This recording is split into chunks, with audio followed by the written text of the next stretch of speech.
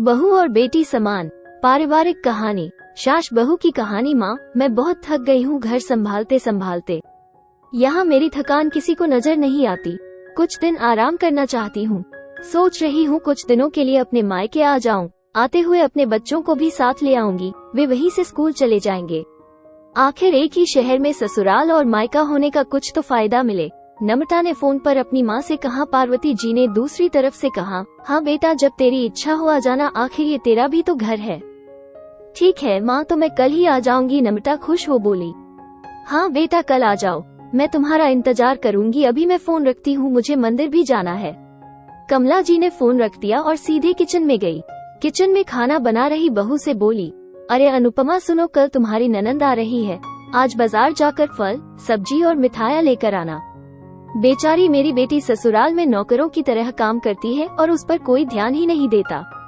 यहाँ आएगी, कुछ दिन रहेगी तो उसका मन और तबीयत अच्छे रहेंगे। सास के मुंह से ऐसी बातें सुनकर अनुपमा का चेहरा उतर गया। वो मन ही मन सोचने लगी, काश आपको मेरी थकावट भी नजर आती। मैं भी दिन रात झाड़ू पोछा, बर्तन, खाना बनाना, मार्केट जाना और हर वो काम करती हूँ जिससे हमारे परिवार वालों को कोई दिक्कत ना हो। काश आप मुझ पर भी ध्यान दे पाती। आपकी बेटी तो जब मन में आता है तब यहाँ आ जाती है, लेकिन मैं साल में एक बार ही अपनी माँ के पास जाती हूँ, तब भी आपको प्रॉब्लम होती है। मैं भी इंसान हूँ, मेरा भी मन है। मुझे भी लगता है अपने माँ के पास जाकर थोड़ा आराम करूँ, सुख दुख की दो चार बातें करूँ, अपना मन हल्का करूँ। भगवान, अब तुम ही कुछ करो ताकि मेरी सांस की आंखें खुले और उसे मेरी थकावट भी नजर आए। शाम तक भगवान ने जैसे अनुपमा की सुन ली और उसकी ननंद का फोन आया। ननंद ने अपनी माँ से कहा कि उसकी सास ने उसे मायके आने के लिए मना कर दिया है, इसलिए इस बार वो नहीं आ सकती। पार्वती जी बोली, ऐसे कैसे मना कर दिया? पहले तो कभी वो तुम्हें आने के लिए नहीं रोकती थी, इस बार भला क्या हो गया? लाओ मेरी बात कराओ उसने, मैं समझती हूँ। नम्रता ने फोन अपनी सास के पास दिया। पार्वती जी ने कहा, नमस्कार समधन जी, आपसे कुछ कहना था। समधन जी ने कहा, कहिए।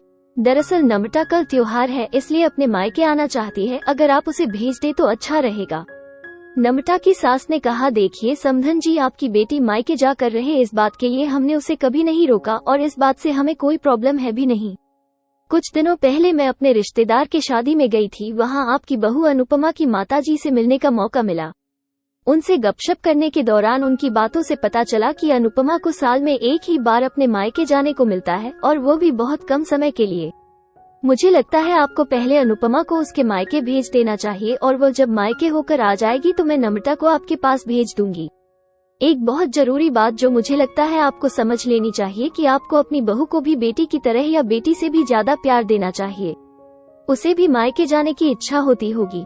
हो सकता है नम्रता के वहाँ आने से उसकी आवभगत करने के लिए आप उसे उसके मायके नहीं भेजती होंगी, या फिर वह आपसे कुछ कहने से अभी डरती हो।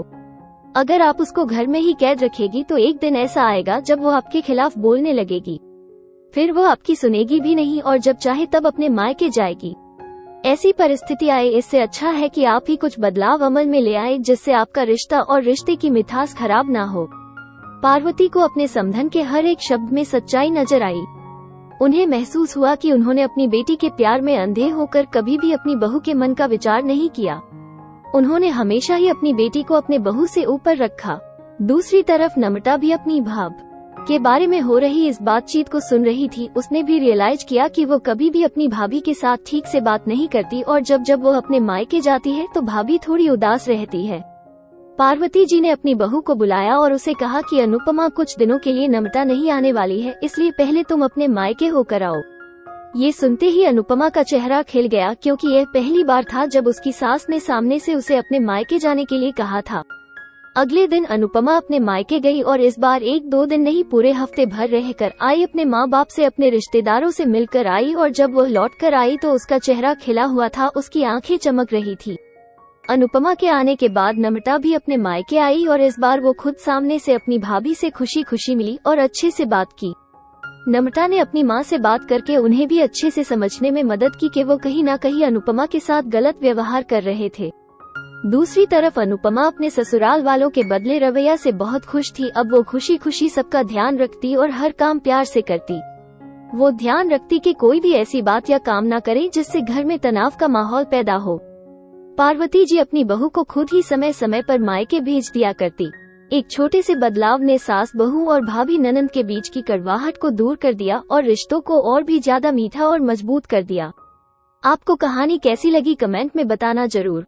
इस चैनल पे पहली बार आए हो तो वीडियो को लाइक करके चैनल को सब्सक्राइब करना और बेल आइकॉन को प्रेस करके नोटिफिकेशन की घंटी दबा देना, जिससे सबसे पहले आपको नए वीडियो की नोटिफिकेशन मिल जाए। Thanks for watching.